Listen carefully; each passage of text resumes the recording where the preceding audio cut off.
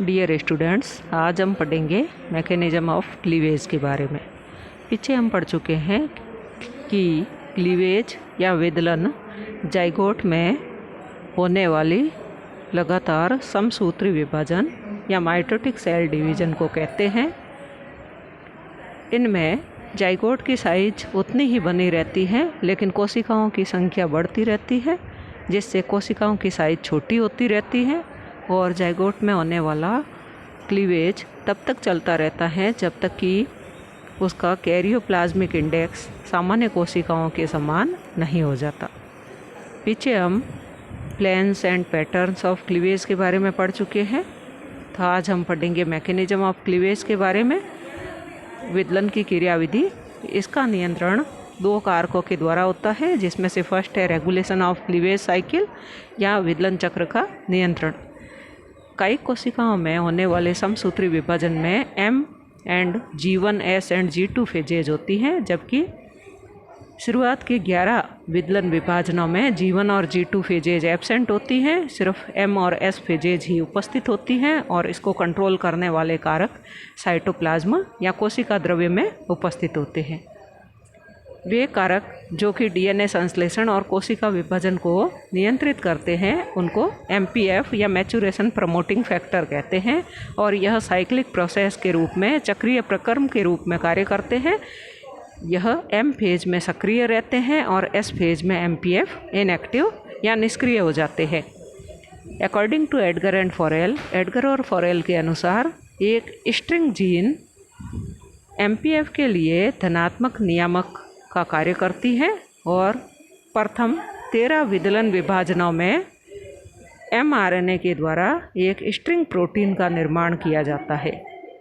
अगर केंद्रक अपने mRNA का ट्रांसक्रिप्शन या अनुवादन नहीं कर सकता है, तब कोशिका विभाजन नहीं होता है।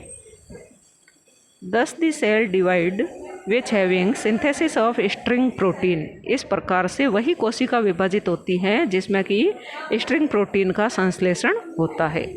सेकंड है मैकेनिज्म ऑफ साइटोकाइनेसिस, कोशिका द्रव्य विभाजन की क्रियाविधि। इसके लिए कई सारी थ्योरीज या सिद्धांत दिए गए थे, लेकिन उसमें से कॉन्ट्रैक्टाइल रिंग थ्योरी या संकुचन वलय सिद्धांत सर्वाधिक मान्य है।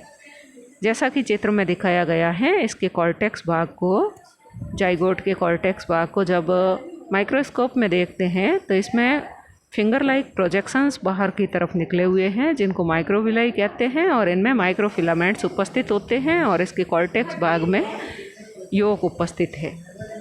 जब साइटोकाइनेसिस की क्रिया शुरू होती है तो कोशिका के बीचों बीच में एक रिंग बनना शुरू होती है, वलय बनना शुरू होता है, और वहाँ से कोशिका में कॉन्ट्रैक्शन की क्रिया शुरू होती है। तो सेकंड डायग्राम में इसमें cross section of microfilament in contractile ring, तो यहाँ पर माइक्रोफिलामेंट्स के अरेंजमेंट को दिखाया गया है और नीचे की तरफ माइटोकॉन्ड्रिया उपस्थित है। थर्ड डायग्राम में माइक्रोफिलामेंट इन कॉन्ट्रैक्टाइल रिंग, कॉन्ट्रैक्टाइल रिंग में माइक्रोफिलामेंट्स की व्यवस्था एंड न्यूक्लियस रीफॉर्मिंग, केंद्रक जो कि 1 से 2 बन चुके हैं, और सेंट्रियोल को दिखाया गया है, और माइक्रोट्यूबुल इन स्पिंडल रेमनेंट को दिखाया गया है। एनाफेज अवस्था में माइक्रोट्यूबुल्स के चारों ओर स्पिंडल फाइबर के इक्वेटोरियल साइड पर डेंस मैटर इकट्ठा होना शुरू हो जाता है। यहाँ पर एनाफेज अवस्था में जो सूक्ष्म नलिकाएं हैं, उनके चारों ओर टर्कू रेशों के विश्वतीय क्षेत्र पर सघन पदार्थ इकट्ठा होना शुरू हो जाता है। और टीलोफेज में स्पिंडल माइक्रोट्यूबुल्स रीअरेंज होती है, रेशों की सूक्ष्म नलिकाएं पुनर्व्यवस्थित होती हैं, and at the end of telophase they disappears, और टीलोफेज अवस्था के अंत में वे विलुप्त हो जाती है। बट इन इक्वेटोरियल साइड, लेकिन विश्वतीय क्षेत्र में नंबर ऑफ माइक्रोट्यूबुल्स इंक्रीजेज, सूक्ष्म नलिकाओं की संख्या बढ़ती है, and mixes with dense matter in vesicles, और वेसिकल्स में उपस्थित सघन पदार्थ के साथ में मिल जाती है और मध्यकाय या मिड बॉडी बनाती है। Formation of furrow on cell surface, कोशिका की सतह पर खांच का निर्माण होता है which dips and dips in middle part, जो कि मध्य भाग में गहरे से गहरा होता जाता है। 10 सेल सेपरेट्स, इस प्रकार से कोशिका विभाजित होती है। The cytokinesis process undergoes in cell cortex by contractile ring. इस प्रकार से कोशिका द्रव्य विभाजन की प्रक्रिया में कोशिका के कॉर्टेक्स भाग में, वल्कुट भाग में संकुचन वलय का निर्माण होता है। तो संकुचन वलय के द्वारा कोशिका द्रव्य का विभाजन होता है। नेक्स्ट है कंट्रोल ऑफ क्लीवेज पैटर्न, विदलन प्रतिरूपों का नियंत्रण। विदलन प्रतिरूपों का नियंत्रण 4 कारकों के द्वारा नियंत्रित होता है। फर्स्ट है योग या पीतक, जैसा कि बेल्फोर के नियम में बताया गया है। क्लीवेज रेट या विदलन की दर जो है योग की मात्रा के व्युत कर्मानुपाती होती है। Cleavage rate is inversely proportional to amount of योग।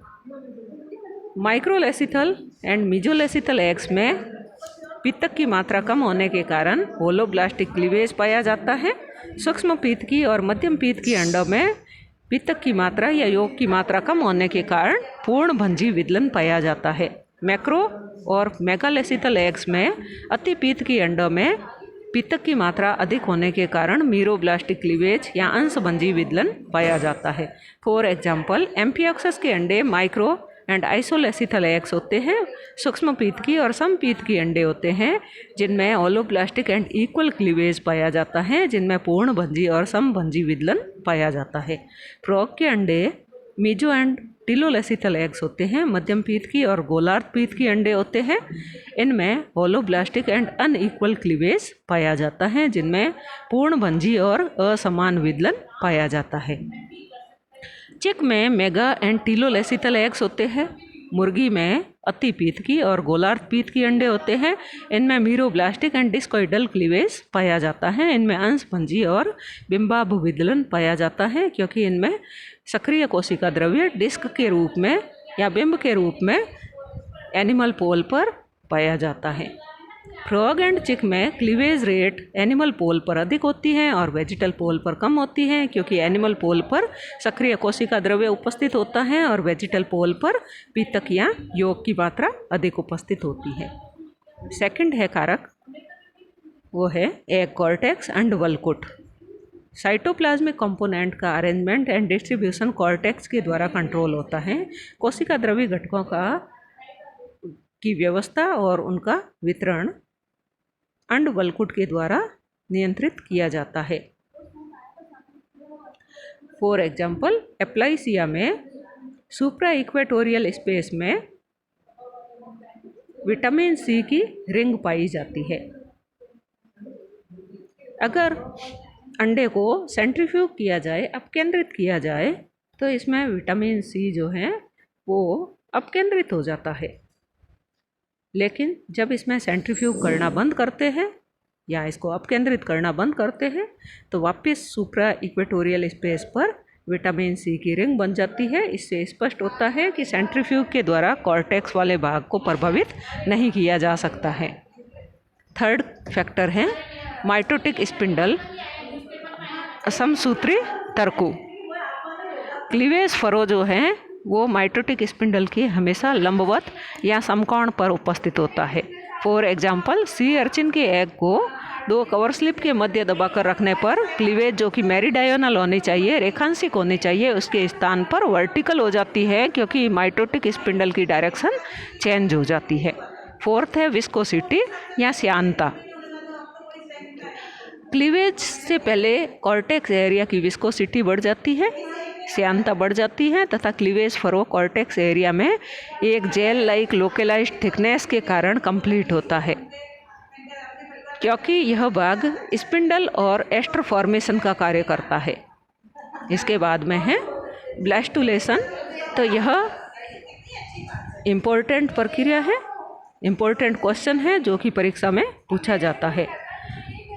जाइगोट जो कि 2n स्ट्रक्चर है, डिप्लॉयड स्ट्रक्चर है, इसमें बारंबार क्लीवेज डिवीजन होते हैं जिससे कि एक सॉलिड स्ट्रक्चर बनती है जिसको मोरूला कहते हैं। इसमें 16 to 32 सेल्स उपस्थित होती है, क्योंकि यह संरचना मोरस फ्रूट के समान होती है और मोरस जो है वो लैटिन भाषा में मलबरी को कहते हैं, शहतूत को कहते हैं।